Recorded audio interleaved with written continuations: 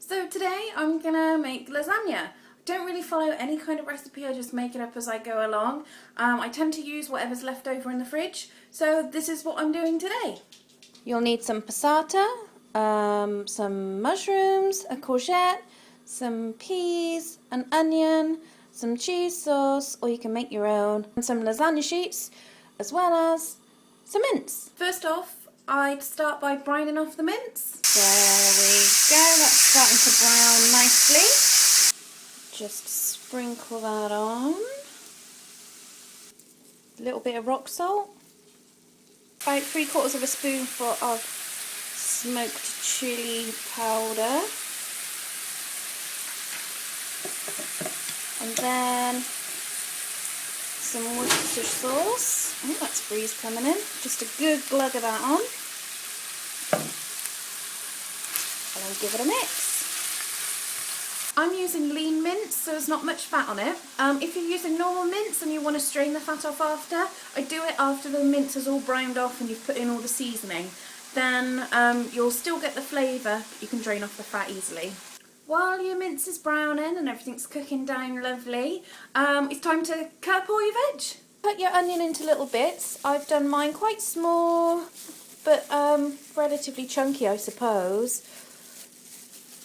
Just as cut it up as you like it, really. When you've chopped up all your onion, pop it in the pan with the mince and give it a stir. While that's cooking away, I chop your courgette because they can take a while to cook. With the courgette, I like to cut it in half, and then I'll cut each half into half, and then slice these bits, just so you get nice chunky bits like this. They don't have to be too big, they just have to be quite even so they cook well. Saying that, mine aren't that even. Once you've chopped your courgettes, add them in with the mince and the onions. Give that a stir as well.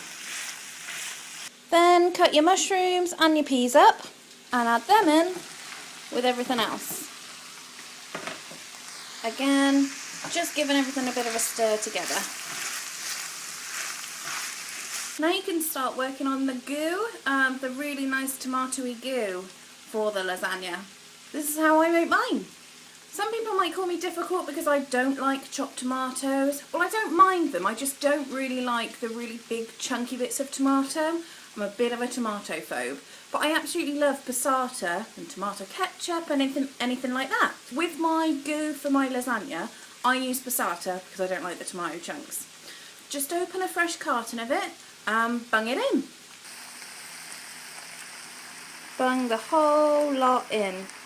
Depending on how much you're making, you might need 1 carton, you might need 1 and a bit, you might even need 2 if you're doing a really, really big one and you like it really saucy.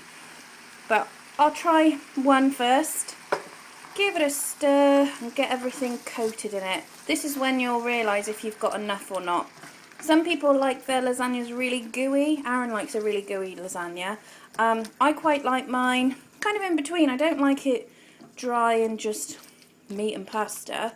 I like enough goo there to make it a bit sloppy, but not so sloppy that it runs all over your plate. I think I'm going to need a little bit more passata. Like I said, I like mine a bit gooey. I've put in about another half a carton of passata just to get the right gooiness that I like. This all, after you simmer it down, will reduce a bit, but you're still left with a nice gooey consistency. There we go. It's really chunky, it's really saucy, and now I've just got to let it simmer. At this point, I'd give it a taste. I'd see if the meat and had the right kind of seasoning that I'd like. If not, I'd put more salt in, and I'd put more pepper in, and a bit more chilli if you wanted a bit more of a spice in there. I'd even add a little bit more Worcestershire sauce in there, if I can ever say it. And then when it's right, it's right. You can leave it then to simmer. I also like to pop in just a bit of a squirt of tomato puree and also a little bit of a squirt of tomato ketchup. This will give you a slight sweet note when you're eating it. It's quite good.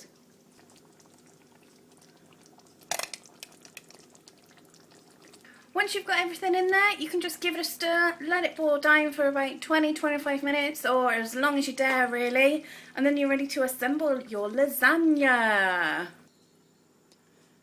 Once it's been cooking for a while, see it starts going this like dark browny red colour, and then you know it's getting closer to being ready. While it's bubbling away, don't forget to give it a taste just to see if you've seasoned it alright and see if it's going in the right direction that you want it to.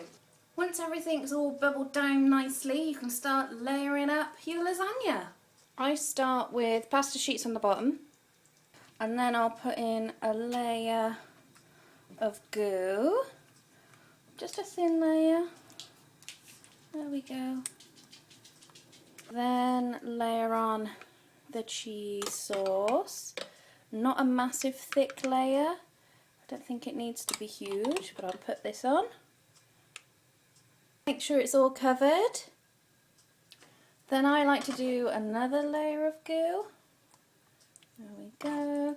Just gently put it on the cheese layer. Beautiful.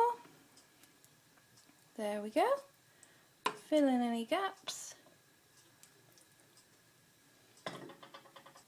Now the final 3 pasta sheets, and then the rest of the cheese goo. I like a really cheesy top layer. I'm not really fussed about the cheese in the middle. So put that on. Make sure it's all the way in all the corners. Oh, I've made a right mess. It's gone everywhere. Oh well.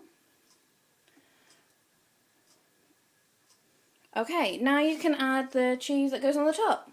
I can't find my cheese grater, so I've sliced up some cheese and just sprinkled it about the top. That'll be fine. Once you've laid up your lasagna and finished it off by putting some cheese on the top, it's ready to go in the oven. I put mine in the oven for about 15 to 30 minutes, and when it starts looking lovely and brown on top, it's done. And there you have it. One absolutely brilliant lasagna, super easy to make, super cheap, done. Gotta let it cool down a little bit before I serve it. It's hotter than the sun.